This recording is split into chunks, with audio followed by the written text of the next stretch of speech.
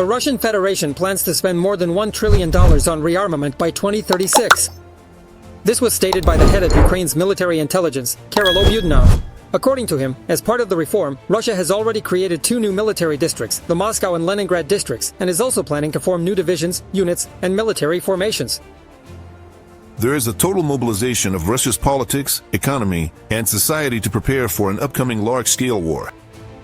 Russia is striving to undermine the current economic order and security. Moscow's goal is to impose its own vision of the future world order on other countries, where major powers, first and foremost the Russian Federation, hold absolute authority, monopolize all critical resources, and decide the fate of the world within a closed circle. Kyrylo Budanov, head of the main intelligence directorate of Ukraine's Ministry of Defense, speaking at the annual meeting of Ukrainian ambassadors.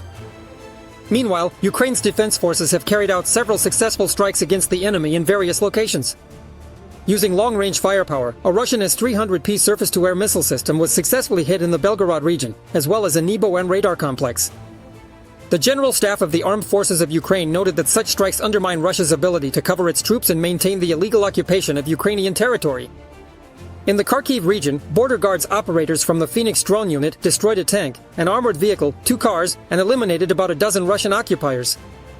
Moreover, the strike against enemy personnel was delivered by flying a drone directly into their shelter. Meanwhile, in the Kupiansk direction, Russian occupiers continue their attempts to advance toward the positions of Ukraine's defense forces in the areas of Halyubivka and Stepova-Novoselivka. Nevertheless, the armed forces of Ukraine are repelling the invaders' attacks toward Kupiansk. The enemy understands. Until they cut off the logistics, they won't be able to capture the city. That's why they're doing everything possible to accomplish this task. Just yesterday alone, the 429th Achilles Regiment destroyed 4 enemy drone crews. These are the drones that accompany their assault groups and adjust the fire of their artillery, including their air force. The situation remains tense in other directions as well. In the Lyman sector, Ukrainian defenders repelled attacks by the Russian army in the areas of Rakivka, Kaladyazy, Murn, and Yampolivka. In the Pokrovsk direction, the enemy tried to advance toward the positions of the Ukrainian armed forces near Poltavka, Myrolubivka, Novotorets, Udakny, and Alexeivka. And in the Novopavlivka direction, Russian occupiers attacked in the area of the settlement of Voskresenka. The Russian army is being forced to change its tactics in Donetsk region due to the high density of drones along the front line. Because of the large concentration of drones, Russian occupiers are advancing in small assault groups. This was stated by Andriy Kovalenko, head of the Center for Countering Disinformation at the National Security and Defense Council of Ukraine. According to him, the use of armored vehicles, motorcycles, and other transport has become too risky. They have to walk 10 to 15 kilometers on foot. Accordingly, the war has shifted to small assault groups of 5 to 10 people, sometimes 15, who try to pick different areas and crawl forward. This strategy is now very clearly visible near Pokrovsk. Yes, sometimes the enemy manages to crawl closer to the city somewhere. These assault groups are detected and destroyed. Andriy Kovalenko, head of the Center for Countering Disinformation at the National Security and Defense Council of Ukraine, speaking live on the United News Marathon. In temporarily occupied Crimea, strikes by the Ukrainian armed forces forced the Russian occupiers to evacuate modern S-400 air defense systems and flee from their military base. Partisans from the Atesh movement infiltrated the ranks of the Russian 12th Anti-Aircraft Missile Regiment and found out that its command decided to quarter the servicemen outside the unit's territory and to move all equipment, including the S-400 air defense systems, into shelters and safer areas. Another 1,090 Russian soldiers were eliminated by the Ukrainian Defense Forces over the past day. In total, since the beginning of the full-scale invasion, the Russian army has lost more than 1,044,000 soldiers. According to the General Staff of the Armed Forces of Ukraine, Ukrainian defenders also destroyed 1 Russian tank, 7 armored combat vehicles, 43 artillery systems, as well as 94 vehicles and special equipment units belonging to the Russian occupiers yesterday. Ihor Romanenko, founder of the charity foundation We Will Close the Sky of Ukraine, Lieutenant General, is joining our broadcast. Ihor Alexandrovich, good morning. Good morning. Good morning. Let's probably start with what's happening at the front. Right now, a lot of attention is being drawn to what's happening in the Pokrovsk direction. Almost half of all the occupiers' means and resources currently at the front are concentrated around this direction. We can see now how much the enemy has intensified their activity. We see, yes, that they are now trying to create certain risks for Ukraine's defense forces as well. Do they have the resources for this? Do they currently have any real opportunity for significant advancement? Well, actually, yes. We probably shouldn't rule out the context in which all this is happening, the very 50 days that were announced to the Kremlin by the White House. But basically, we can see how all of this is being used right now.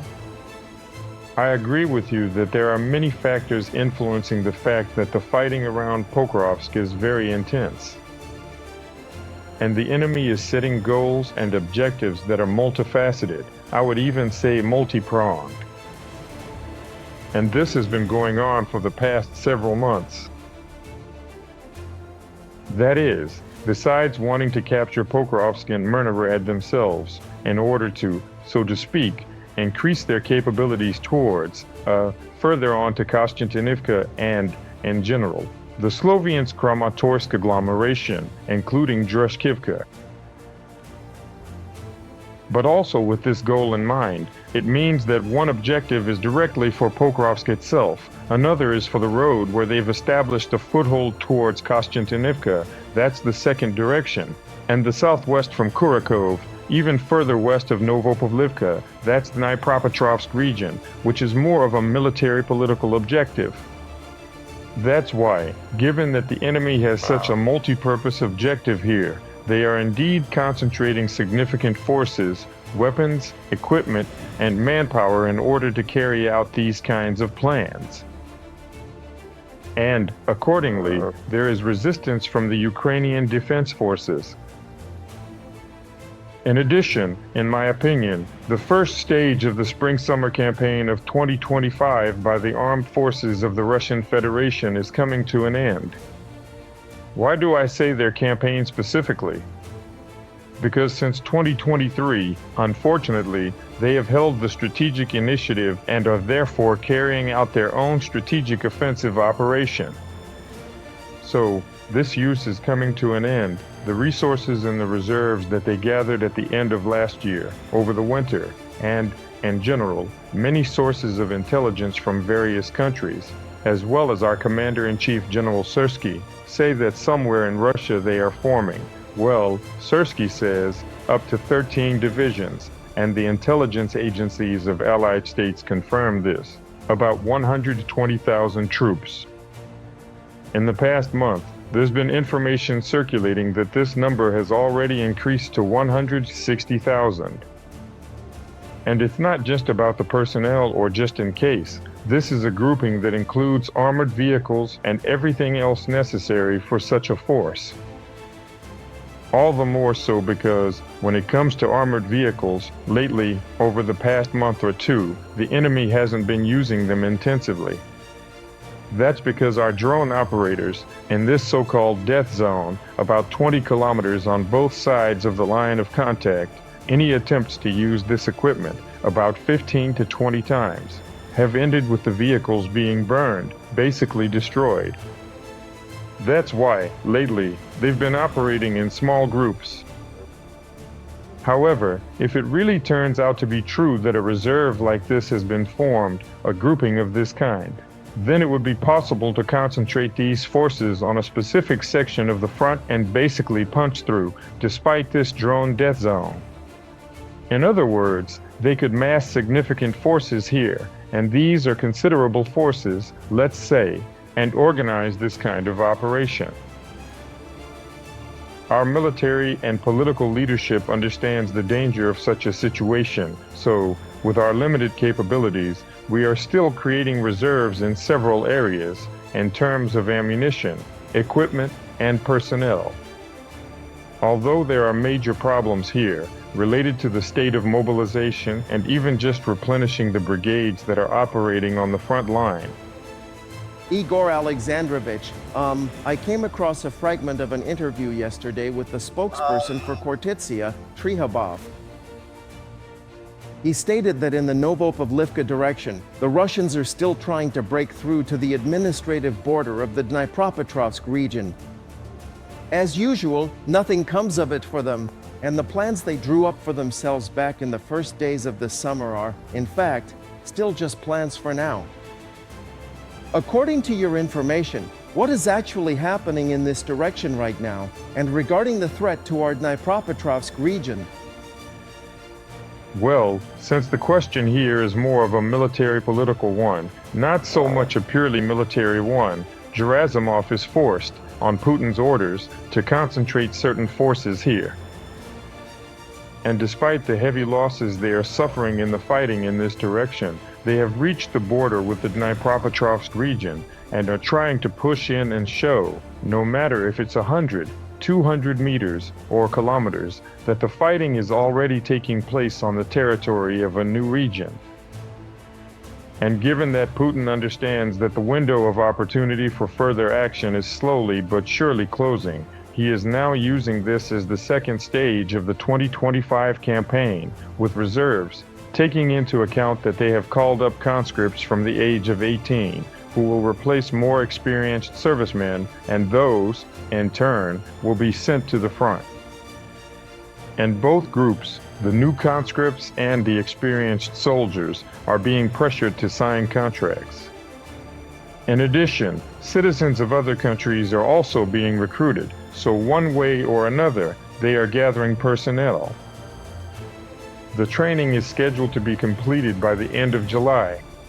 And that's why, during this period, late July and early August, they are expected to begin the second phase, possibly involving these forces, the reserves they've gathered, both in terms of personnel and armored equipment. That's why our intelligence assets, various forces, and allies need to objectively clarify the real situation regarding their reserves and prepare our own forces to counter them. Igor Alexandrovich, overall, if we try to make some kind of forecast for the near future.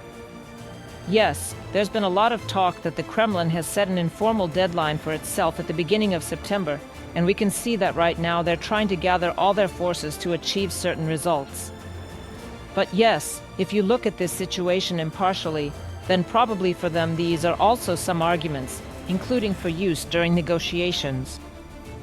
In principle, how might events on the front develop further? Will they continue to focus on these tense areas, or might they try to step up attacks in other directions? I think that their increased activity will actually happen not in September, but earlier, in August. And according to the relevant intelligence for these dates, for the most part, they will have these reserves prepared, and then, whether Putin wants it or not, he is under the influence of this 50-day ultimatum from Trump, and he wouldn't want to fall under it, because even as it is, the economic problems in the Russian Federation could be critical next year. And if these circumstances with the sanctions are added, then everything will get worse and speed up. That's why there's talk about the window of opportunity he has, and that's why it seems to me that, most likely, they will step up, and will begin the second phase of actions in August after all. Igor Alexandrovich, I'd like to ask you to comment on the following statement. This is a fragment from an interview with Kovalenko, the head of the Center for Countering Disinformation. He said the following: the Russians' demonstration of this plant in Alabuga, which produces shahids, is simply an attempt at fear propaganda and nothing more. Tell us, how did you perceive these photos and videos from Alabuga? And most importantly, in your opinion, how prepared are we to massively scale up the production of, say, interceptor drones both within Ukraine and, in fact, on the territory of partner countries? And accordingly, as, for example, the commander of the Achilles Regiment Fedorenko says, that literally within 2 or 3 months we will be ready to fully meet our needs for interceptor drones in order to counter this Russian threat to peaceful cities with drones? First of all, it's definitely a propaganda video, and it shows both the Russian capabilities for drone production. But to reduce it to just that is very problematic, as Mr. Kovalenko says, because I don't know where he lives, but both in Kiev itself and in many other cities, we're noticing an increase, let's say, In the number and improvement in the quality of unmanned systems, various types of aerial attack means, primarily unmanned systems. And this shows that this Alabuga facility is operational. They're continuing to expand it over there. And here, the problem for us, in my opinion, is to find tools that are more powerful than the current long-range drones we have, because their impact so far hasn't been very effective. Our task is to at least halt it for some period of time. There are certain hopes here for missile weapons, like the long-range Neptune and the Sapsan operational tactical complex with ballistic missiles, which have recently been used to disrupt these Russian plans. Well, that's for sure. So here we're talking about the need to hit the Archer first, and only then the arrows, in this case, the drones that are going to be launched. The Archer is the facility where they're produced, where they're stored, as well as the launch sites from which the enemy's aerial attack assets are launched. These include aerial platforms, naval platforms, and also, for example, the Iskander system, because it's the missiles that are used, and the launcher itself is designed to launch both cruise and ballistic missiles. Igor Alexandrovich, thank you very much for joining us. We'll continue our conversation in our upcoming broadcasts. You're always welcome on Freedom. Ihor Romanenko, founder of the charity fund Close the Sky for Ukraine, Lieutenant General, was with us live